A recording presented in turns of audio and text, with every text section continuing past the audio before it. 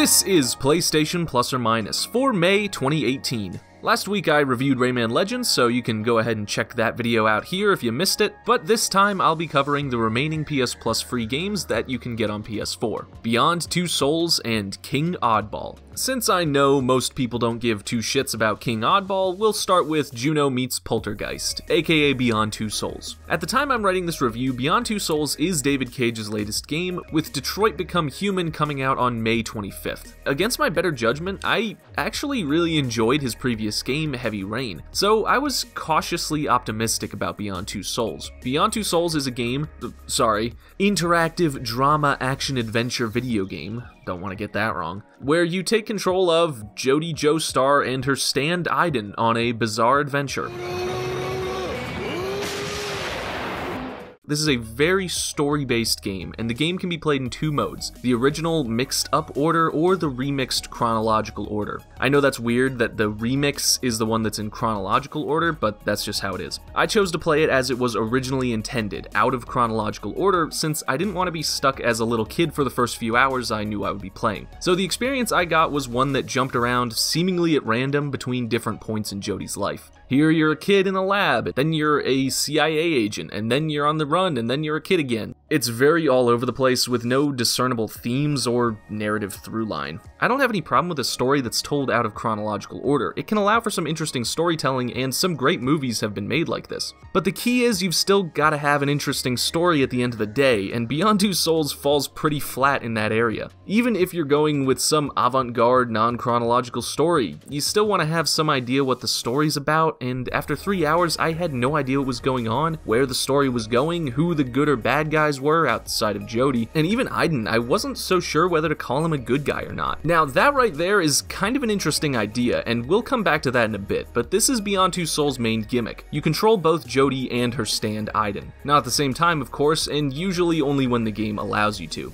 Most of the time as Jodie, you won't be doing much more than walking from point to point, following the game's instructions, and making minor, inconsequential choices, but you also get to do some heavily scripted QuickTime events. They try to spice up the QTEs in this game by removing the button prompts a lot of the time and forcing the player to react to what direction Jodie's moving. And it's a nice idea, but in practice it doesn't feel very different from just following button prompts like normal. Otherwise, these are straight out of Heavy Rain, except they're kind of undercut by the fact that I know Jodie can't die. In Heavy Rain, you control 4 characters throughout the game, and if you screw up a QTE late in the game, that character can easily die, and the story will continue with them dead. Since Jodie is the only character, it's obvious that she's gonna live through every scene you play, so there's not really a whole lot of tension. Even if story paths can diverge, and I've been told they can, since the game plays out of chronological order, I already know that certain things are going to happen. No matter what I do, no matter how bad I try to fail a chronologically early level, I know that Jodie's going to have a frantic motorcycle chase and get caught by the police because I already saw those things happen. It's hard to feel like every choice I make matters when there are things I know have to happen in the future because I already did them. The times when you get to control Aiden are when the game really comes alive for me. Most of the time he can't do anything when the game doesn't want you to have any fun, but on occasion you get to wreak havoc as an invisible ghost, smashing windows and destroying cars and just generally being an asshole to everyone.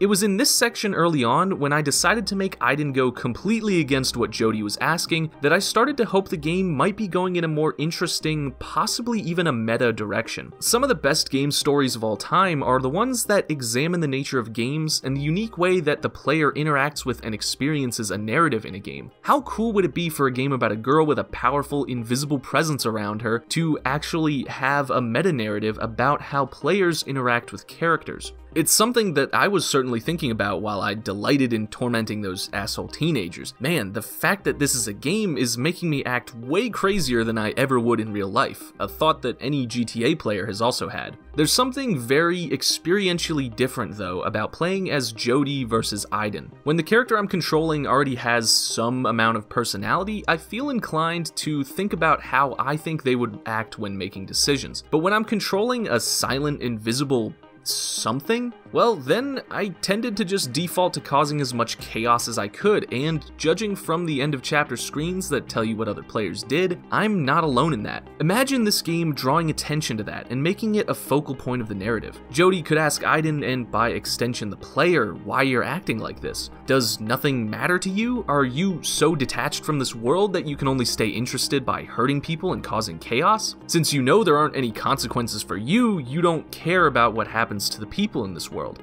And also, why are you trying to watch this guy pee? Jesus, what's wrong with you, dude? Look, Jodie, I was just curious, alright? Cut me some slack. Sadly, this potentially interesting meta-narrative hook doesn't really seem to be explored in this game. Maybe it is later in the game, I honestly don't know because I'm only a quarter of the way through it this time. Honestly though, I'm interested enough that I'm going to keep playing the game, and if it does go somewhere cool with this, I'll be sure to make a follow-up video. But that said, I'm fairly certain it's not going to, simply because the game can't decide whether Aiden is free to do what he wants or if he just has to do what Jodie says. Sometimes, like I said, you can go against Jodie's wishes, and other times you have no choice but to do what the game tells you to do. This can be narratively explained away by saying that if Jodie dies, Aiden dies, so he has to save her, but it's still disappointing to be so clearly railroaded when the game gives you those little hints of freedom from time to time. Though honestly, even the parts where Aiden is given some freedom are very limited by most game standards. You'll spend a majority of the Aiden wreaking havoc sections frantically searching for things to interact with, just indicated by dots most of the time. And those are really your only ways to interact with the world. If some of these mechanics like possessing people and knocking physics objects around were more thoroughly explored via gameplay, it could make this a much more engaging experience.